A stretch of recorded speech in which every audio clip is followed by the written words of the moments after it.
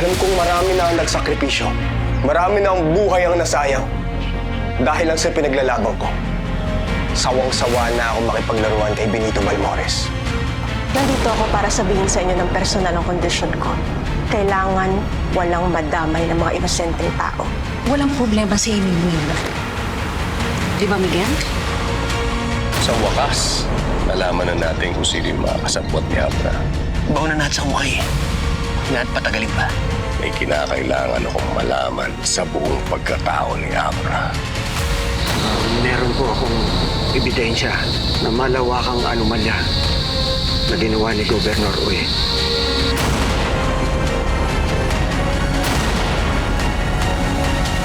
Paano niyo ho nasabing may nangyaring pandaraya sa eleksyon? May hawak po akong audio recording. Nakapaloob po doon na yung pamimili po niya ng mga boto. Andiyan si Gob! Dumarating si Gob! Andiyan si Gob!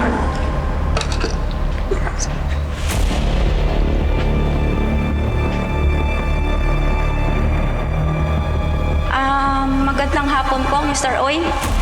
Ano po yung sa atin? Maganda nga po sa inyo lahat.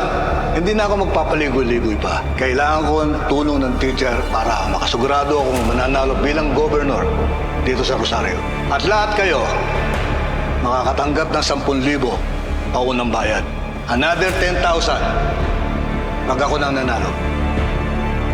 Maasahan ko ba kayo? Mabuhay si Governor Uy! Mabuhay!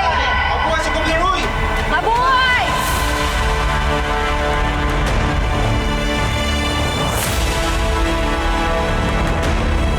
Salamat. Saan ko kayo?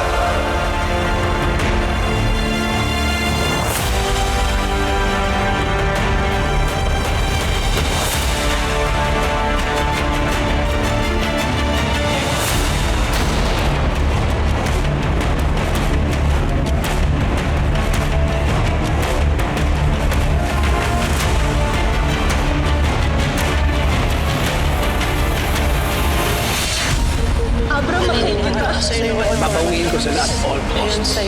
No one refuses the judge. Pagkasunod ng meeting ko para durugin siya. Kanila, papahirapan ng mga makapangyarihan. Lalo pag nasa baba kanila, para kalang lang madali na tapakan. Nilahin kanila hanggang mawala ng pag-asa at makakapitan. Ganda na ba ang kapalaran ng bawat isa? Sa uli, gustong mangarap, hindi para sa sarili, kundi para sa iba. Kahit mahirapan na gawin sa lipunan, puro sabihin, pinipilit ko pa rin naabuti. Alam ko na maraming pasubok ang dadaan, kahit nakapatayan man sa atin nakapay. Kaya di ka mamamayaan, ipaglaban, hahawakan ang kamay. Ang buhay maninitigan para sa lahat. Naroon na ang hustisya ay marinang. Ako'y susuko lahat, kahit na malapit ka. Ako'y susuko, papaluin ang mapili. Ipaglaban kita hanggang sa muli.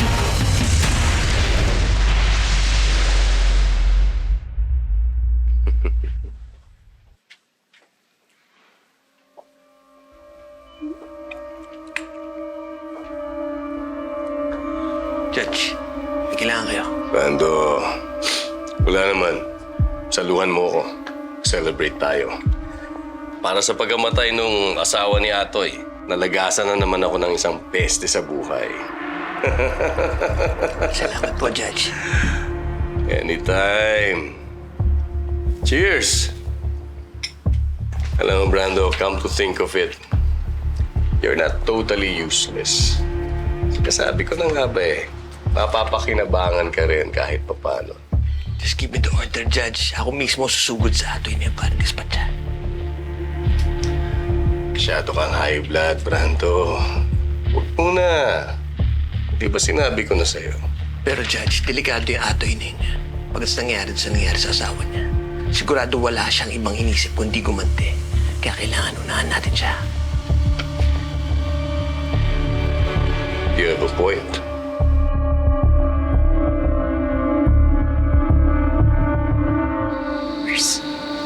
Ito na hinihintay nating matibay na ebidensya laban kay Governor Uy. Siguradong madidisqualify na siya. Mang Ed, willing ho ba kayong tumestigo laban kay Governor Uy?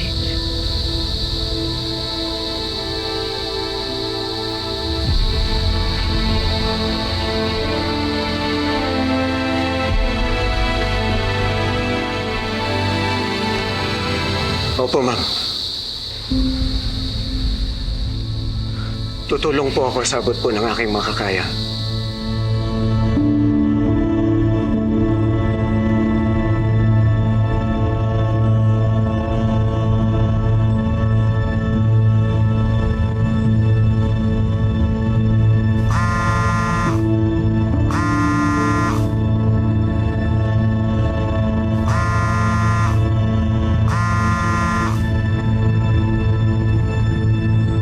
Judge Balmores, Ano naman ba, Governor? Iniistorbo mo ko eh. Ganda-ganda ng pagbe-bird watching ko eh. Aliw na aliw ako sa mga birds. Ang bihira. wala naman akong ibang problema kundi anak mo. Anak ko? So what is it this time? Nagpa-medical mission siya sa community ng Rosario. And she makes me look bad. Pinamumukha niya akong isang inutil.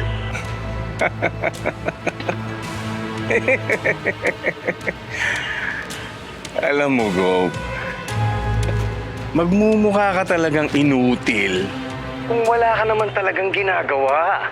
Hindi ba? Obvious naman eh.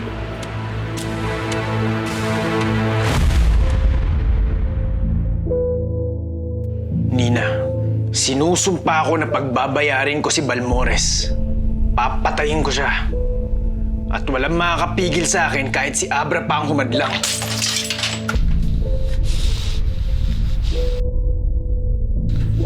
Toy, ayos ka lang?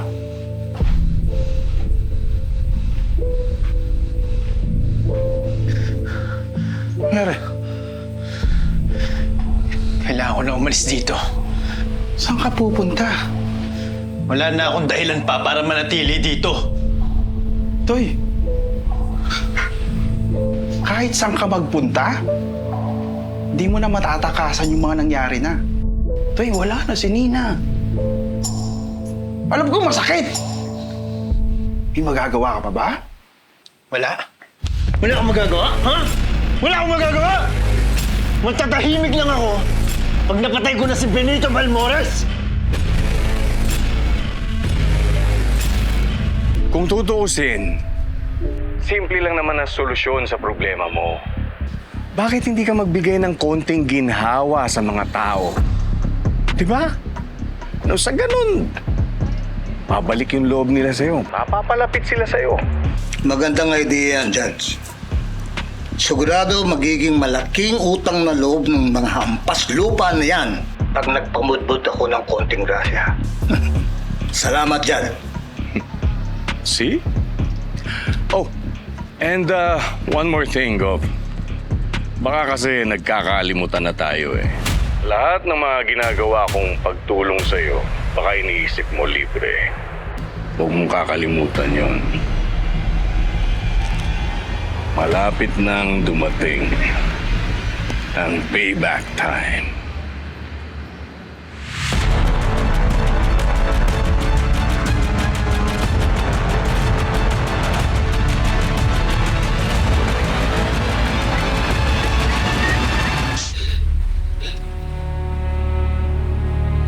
Toy, may dahilan si Nina kung bakit niya gustong tulungan si Abra.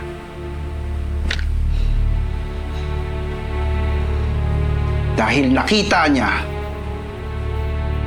ang nakita mo at mga nakikita naming lahat na tama ang ipinaglalaban niya.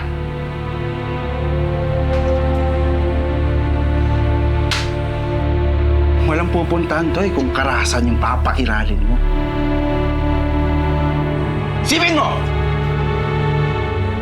Ano kaya sasabihin ni Nina kapag nakita ka niya nagkakaganyan ngayon? Ha?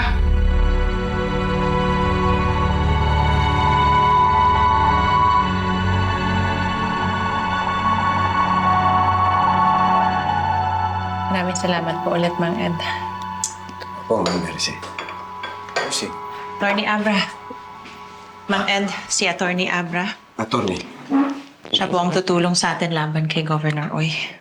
Si Mang Ed, isa siya sa mga teachers na nagbantay ng eleksyon sa bilangan. Sige, maupo po kayo. Salamat po.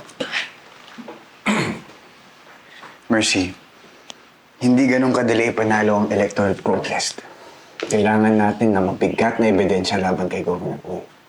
Pero, attorney, malakas po ang hawak ng ebidensya.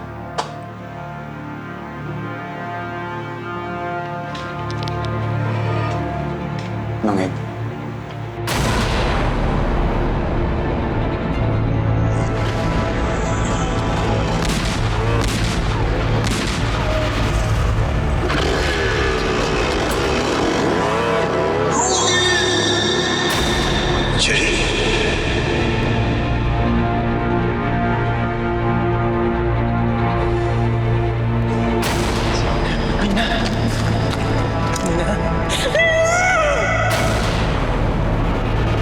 gagawin namin ang lahat para protektahan kayo. Pero tatapatin ko po kayo. Malaking tao ang babanggain natin. Posibleng buhay ang maging kapalit.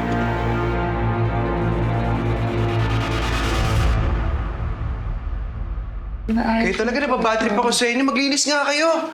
Ma'am Beautiful, tulungan nga kita, no? Hindi ako na. Hindi na, ma'am. Okay lang, ma'am. Tulong mo talaga yan? Hindi ako. Promise, ma'am. Kaya ko.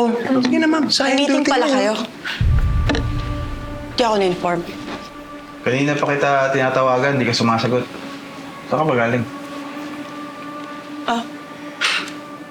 Kailangan ko na pala sabihin sa'yo ngayon kung saan ako nagpupunta.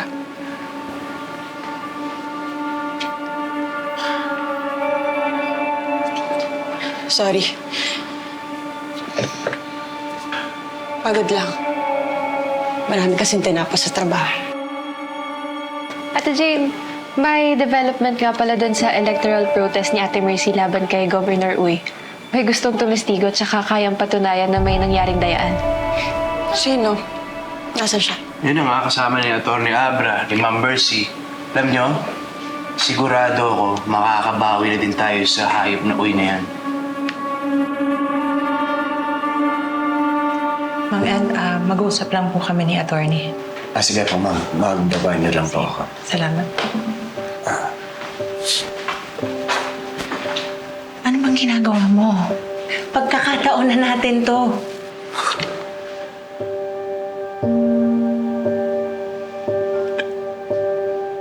Ayoko lang maulit yung nangyari, Mercy. Mas naging delikado ang buhay nating lahat ngayon. Gusto ko lang maging tapat sa kanya. Gusto kong malaman niya kung ano yung pinapasukan niya. Hindi basta-basta ang tumistigo sa korte. Ayoko lang may madami pang iba, Mercy. Sorry. Uy, hindi mo kasalanan yung nangyari kay Nina.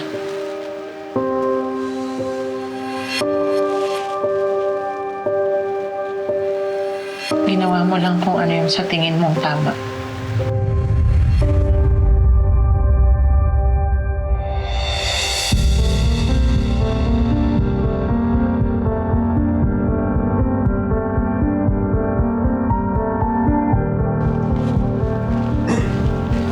Sige.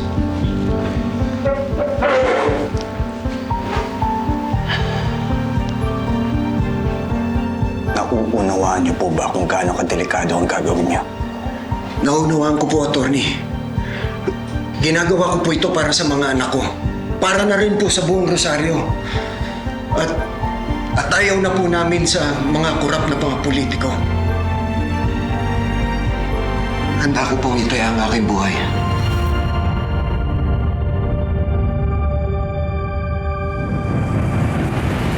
Salamat.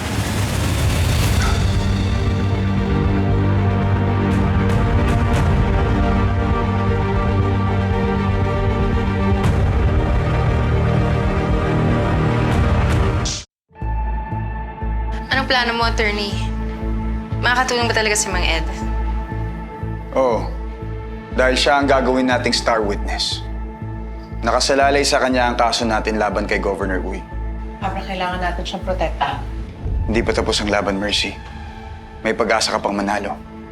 Alam niyo naman kung gaano kalawak ang impluensya ni Dan. Hindi ko alam kung may patutunguhan pa tong laban na to. Mercy, ka muna ng pag-asa. Nakasalalay sa iyo ang kinabukasan ng buong Rosario.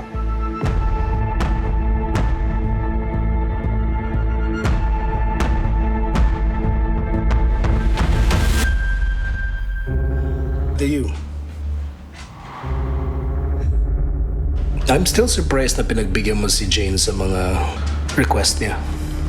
I'm happy though. Nagkakasundo na rin kayo. What are you talking about?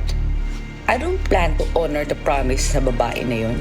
Kaya ako lang sinabi yon dahil meron ako mga kailangang impormasyon sa kanya.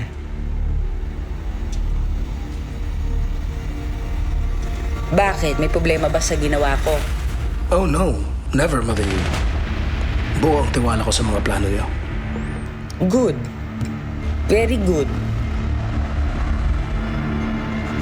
Siguradong hindi lang si Mang Ed ang nakasaksi ng mga pandarayang nangyari ng eleksyon. Kailangan ko gumawa ng ingay para hikayatin sila na magsalita. Kakausapin ko si Jane.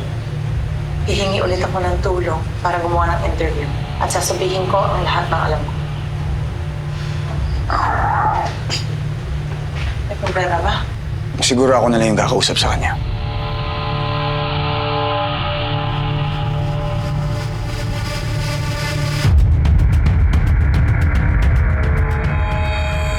So anong iniisip mo? No, it's just... Si Abra. Alam kong tagilid na siya kay Balmores kaya sana nga pumunta siya sa welcome ritual para tapos ng lahat ng problema natin. Whatever happens, ay tuloy pa rin ang pag-atake natin sa Alamid. We will deal with Abra some other time.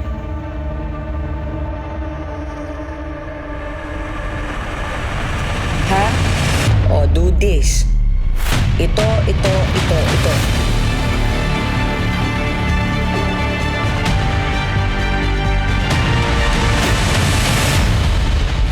Ako ay manindigan para sa lahat. Kahit na alam ko na hustisya ay mailap. Hindi mo pipigilan, di titigilan. Tol, umamin ka nga sa akin.